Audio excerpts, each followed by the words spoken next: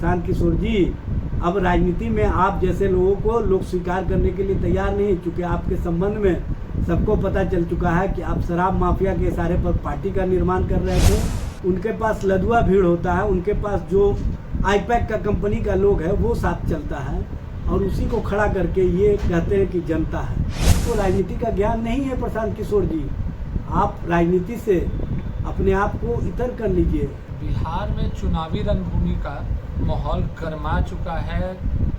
आरोप प्रत्यारोप का सिलसिला इस प्रकार बढ़ चुका है कि पक्ष हो या विपक्ष नेताओं पर आरोप लगाने से चूक नहीं रहे हैं। बड़े बड़े बयान सामने आ रहे हैं, कटाक्ष सामने आ रहे हैं, और इस सब के बीच में रामगढ़ सीट, जो कि एक बिहार विधानसभा की बड़ी हॉट सीट मानी जाती है, रामगढ़ सीट, वहाँ से जगन्नाथन सिंह, जो बिहार अध्यक्ष आरजेडी अध्यक्ष जगन्नाथन सिंह के बेटे अजीत सिंह चुनावी मैदान में उतर रहे हैं। और साथ ही में इसमें प्रशांत किशोर जी का दावा आ चुका है जन स्वराज के कि उनका कहना है कि ये जन सैलाब है और कड़ी टक्कर देने वाले हैं, और उनका साफ तौर पे आरजेडी पर हमला करते हुए उन्होंने कहा है कि वो नेता की पार्टी नहीं, बाहुबलियों की पार्टी है।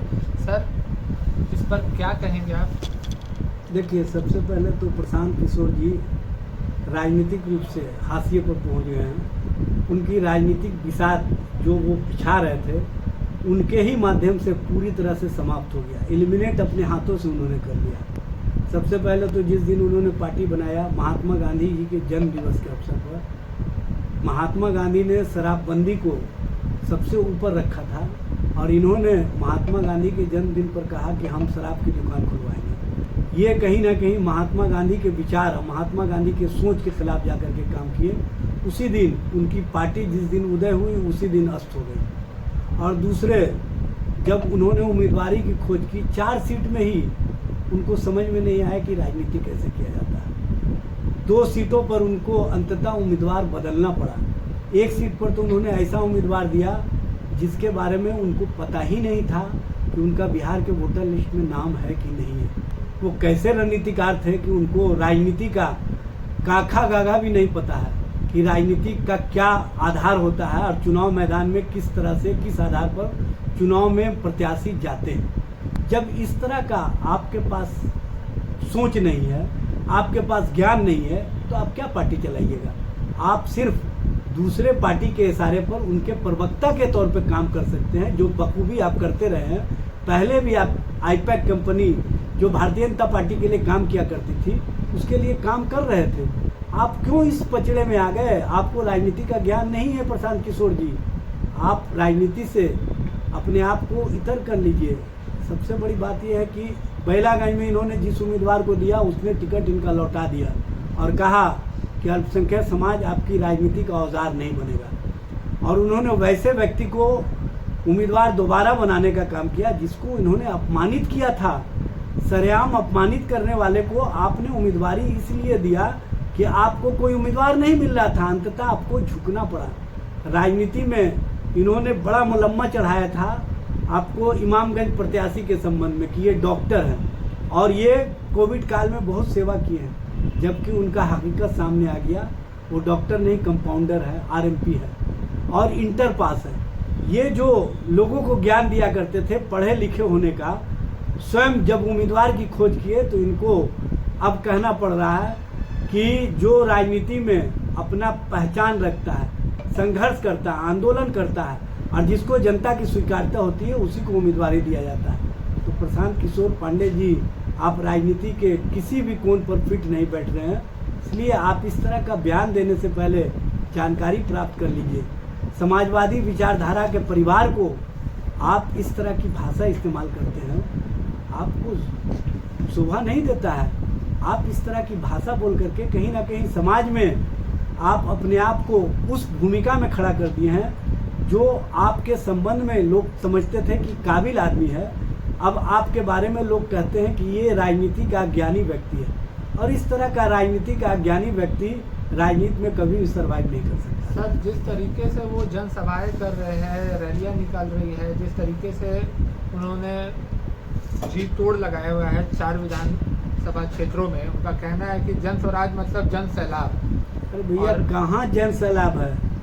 उनके पास लदुआ भीड़ होता है, उनके पास जो आईपैक का कंपनी का लोग है वो साथ चलता है और उसी को खड़ा करके ये कहते हैं कि जनता है। भाई जनता आपके साथ नहीं है। आपने 2 अक्टूबर को कहा था कि 1 करोड़ लोगों के साथ हम पार्टी बनाऊंगा, बिहार में एक नया तहलका मचाने का काम करूंगा, और निकला क्या? आपने जो मैदान चुना वो मैदान 2-2.5 हज़ार की संख्या में, वो भी लदुआ भीड़ के सहारे। इस तरह की राजनीति आपने जो किया है, उस राजनीति को बिहार की जनता पहचान चुकी है। बिहार की जनता आपको जान चुकी है। प्रशांत किशोर जी, अब राजनीति में आप जैसे लोगों को लोग स्वीकार करने के लिए तैयार नहीं, चूँकि आपके संबंध में सबको पता चल चुका है कि आप शराब माफिया के इशारे पर पार्टी का निर्माण कर रहे थे और आप भारतीय जनता पार्टी के कहीं ना कहीं उनकी जो राजनीतिक भूमिका दूसरी दिशा में जा रही थी, उसको ठीक करने के लिए आप राजनीति में उतरे हैं। इसलिए आपको अब स्वीकारता नहीं मिलेगी, ये बात समझ लीजिए।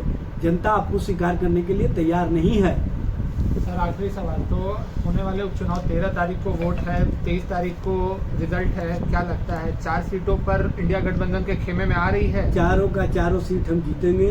हमारे नेता तेजस्वी प्रसाद यादव के प्रति जो लोगों का विश्वास है, जो लोगों का समर्थन है, और जिस तरह से नौजवान पलक पावड़े बिछा करके उनका स्वागत कर रहे हैं, ये स्पष्ट संकेत है कि बिहार में चारों सीट हम जीत करके आगे आने वाले समय में परिवर्तनकारी राजनीति को एक नया आयाम देने का काम करें। एनडीए का सर दावा है कि 0 पर आरजेडी आ रही है सेमीफाइनल में उपचुनाव पे। एनडीए कहीं है क्या?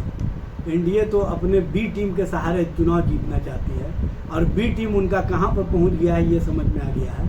जब वो स्वयं टिक नहीं पा रहे हैं तो बी टीम का सहारा लिया, बी टीम भी समाप्त हो गई। इसलिए अब तेजस्वी प्रसाद यादव जी के नेतृत्व के सामने कोई टीम इनकी काम नहीं कर रही है, इनका अपना टीम भी काम नहीं कर रहा है। इसीलिए ये लोग अनर्गल बातें कर ले हैं, अनर्गल प्रलाप कर रहे हैं। चाहे जितना भी बात कर ले, चाहे जितनी भी कोशिश कर ले, बिहार की जनता अब इनको स्वीकार करने के लिए तैयार नहीं है। तो ये थे हमारे साथ आरजेडी के प्रवक्ता एजाज अहमद जी, जो कि जिनका आपने बातें सुनी, और साफ उन्होंने स्पष्ट कर दिया है कि जो 4 विधानसभा सीटें हैं उस पर आरजेडी का ही परचम लहराने जा रहा है। एनडीए का भी जो था पोल खुल चुका है, और जहां तक बात रही जन स्वराज पार्टी की, तो जनता उसे नकार चुकी है। वो भाड़े के लोग ला करके संख्या बटोर रहे हैं, जो कि ये 23 नवंबर को साफ हो जाएगा कि हाँ किसके पक्ष में जनता जा रही है। तब तक के लिए जुड़े रहे हमारे साथ, देखते रहे आगाज़ एक्सप्रेस। धन्यवाद।